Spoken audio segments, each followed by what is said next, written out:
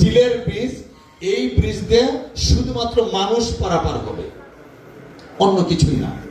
ওই যে বলছিলাম না যে দৃষ্টিনন্দন ব্রিজ, যাতে ব্রিজ দেখতে মানুষ আসে, তো স্বপ্ন হচ্ছে এই ব্রিজটা সেই ব্রিজ হবে যাতে আমাদের স্কুল কলেজের বাচ্চারা হেঁটে আসতে পারে।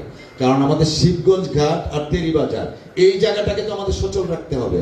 এখন চৈতাটির ঘাট আর ওদিক দিয়ে রানীগঞ্জের ওদিক দিয়ে ব্রিজটা হইলে এই জায়গাটা শূন্য হয়ে যাবে। আমাদের স্কুল কলেজ তো এইদিকে, যে কারণে একটা আমাদের দৃষ্টিনন্দন শুধুমাত্র ওয়াকওয়ে করা হবে। সো আমি যে কথাটা, একটু পরে আজান পড়বেন, আমাদের হুজুর এখানে বসে আছেন, আমি যে কথাটা আপনাদের সকলের উদ্দেশ্যে বলতে চাই, এই দুর্গাপুর আপনার, আপনার দুর্গাপুরকে আপনাকে গড়ে তুলতে হবে। আমি আপনাদের একজন সেবক হিসাবে অংশীদারিত্বের ভিত্তিতে কাজ করব।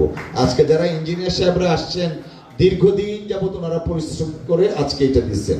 ওনারা যে ইনপুটটা নিলেন, অর্থাৎ আপনাদের অ্যাডভাইসটা নিলেন, বিশেষ করে আমাদের কামাল সাহেব, পল্লব বাবু দুজনেই যে কথাগুলো বলছেন, আপনারা যে কথাগুলো বলছেন, এগুলা রিভাইজ করে প্রয়োজনে চূড়ান্ত করার আগে আবার এখানে আমরা বসবো। পারা যাবে না? হ্যাঁ, পারা যাবে তো। প্রয়োজনে ফাইনাল প্রজেক্ট দেওয়ার আগে আমরা এখানে বসবো, যেন আপনাদের সকলের মতামতের ভিত্তিতেই আমরা আগামী দুর্গাপুর গড়ে তুলতে চাই। আমি একটা কথা আবার অনুরোধ করব আপনাদেরকে, যে প্লিজ আপনার 5 বছরের জন্য 10টা টাকা ইনকামের চিন্তা রাখেন না। আপনার চিন্তা রাখেন আপনার সন্তান কিভাবে দুর্গাপুরকে পাবে। আমরা যে চিন্তা করি অধিকাংশ মানুষ, যে কালকে কয় টাকা পাবো, সেই করলে কিন্তু কালকে কয় টাকা পাবো, এই কয় টাকা অনেকেই করছে, টাকা কিন্তু কেউ ভোগ করে যেতে পারে নাই। আমি সরি এইভাবে কথা বলার জন্য, টাকা কেউ ভোগ করতে পারে নাই। অতএব আমাদেরকে একটু সময় দেন।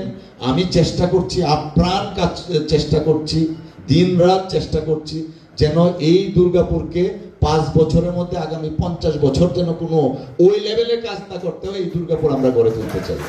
তা আপনাদের সকলের সহযোগিতা থাকলে ইনশাল্লাহ